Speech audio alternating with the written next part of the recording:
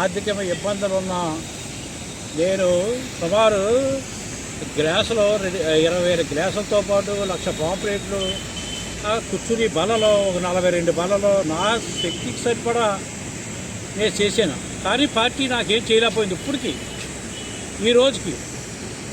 ఏంటంటే నేను మిక్కిలి పవన్ కళ్యాణ్ గారిని, మా డిప్యూటీ సీఎం గారిని ఏం కోరుకుంటున్నానంటే, నేను నవంబర్ నెలలో తుఫాను వచ్చింది, అక్టోబర్ నవంబర్లో 2000 అంటే సైక్లోన్ డ్యామేజ్ రిపేర్ గ్రాంట్ అని నా చేత ఈఈ గారు, ఏఈ గారు, కలెక్టర్ గారు అప్పుడు షాన్మోహన్ గారు టెండర్ పిలిచింది. మర్రెడ్డి గారు ఎంపీగా మర్రెడ్డి గారిని చాలా ప్రాధాన్యపడ్డాను, టెండర్ పిలకుండా చూడండి అంటే నా చేతిలో లేదు, టెండర్ పిలిచేస్తున్నారంటే మేము 25% లెస్ కేసి రాపత్తి ఈ పిడుందొడ్డి రెగ్యులేటర్ దగ్గర పరిసర ప్రాంతాల్లో సుమారు 1 కోటి పైన నేను ఈ గండ్లు కప్పెట్టడం జరిగింది. ఈవేళ మన పైమాన కంపెనీ వాళ్ళు వచ్చిన ప్లేస్లో కూడా గండి నేనే కప్పెట్టాను. దీని వాల్యూ వచ్చి 22 లక్షలు, రాపత్తి రోడ్డు వాల్యూ వచ్చి 20 లక్షల పైన, 25 లక్షలు. ఇంకా నాగలాపిల్లి ఇవన్నీ నేను సుమారు 1 కోటి రూపాయలు పైన చేశాను.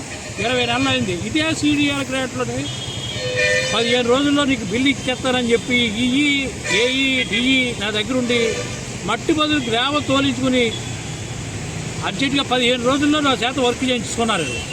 చేయించుకోవడంలో నేను బాధపడతలేదు, ఎందుకంటే నేను రైతునే, దాని తోలు జనసేన కార్యకర్తని, నేను కరుడుగట్టు కార్యకర్తల్లో మామూలు కాదు. అయితే ఇది నెహ్రూ గారు ఆ ప్రాంతంలో కూడా జగ్గంపేట పరిసర ప్రాంతాల్లో కూడా 3 గంటలు పడ్డాయి. కలెక్టర్ గారి దగ్గర కూర్చుని ఈ గారి ఇద్దరు కూర్చుని వాళ్ళ కార్యకర్తలకి మొత్తం బిల్లులు చేయించేసుకున్నారు. అదే జనవరి నెలలో నాకు జనవరి నెలలో ఇస్తానని జనవరి పోయింది, మళ్ళీ జనవరి వస్తుంది అంటే 20 నెలలు అయింది. నేను చాలా ఆర్థిక ఇబ్బందుల్లో ఉన్నాను. రేపు మున్సిపల్ ఎలక్షన్లో కూడా నా సహాయం కావాలంటే ఈ జనసేనకి, ఎందుకంటే నేను చాలా ఆర్థికంగా వెనకబడి ఉన్నాను. ఈ పార్టీలో తిరిగి సుమారు 1 కోటి రూపాయల పైన బిల్లులు రావాలా. ఆ పవన్ కళ్యాణ్ గారు నా ఎందుకు దయించి నిమ్మల నారాయణ గారు చెప్పి అందరికీ ఇప్పించున్నారు బిల్లులు, నాకు ఇప్పించవలసిందిగా కోరి ప్రార్థిస్తున్నాను. ఎందుకంటే నా స్థాయి శక్తిలో రేపు మున్సిపాలిటీకి సేవలు కూడా నేను చేయగలను, 5 వార్డులు గెలిపించి తీసుకురాగలను కూడా. నేను మిక్కులు ప్రార్థిస్తున్నాను, నా అందు దయించి నాకు బిల్లు వచ్చి ఏర్పాటు చేయవలసిందిగా పవన్ కళ్యాణ్ గారిని కోరి ప్రార్థిస్తున్నాను. ఈ పైమైన కమిటీ వల్ల అయితే అవ్వదు.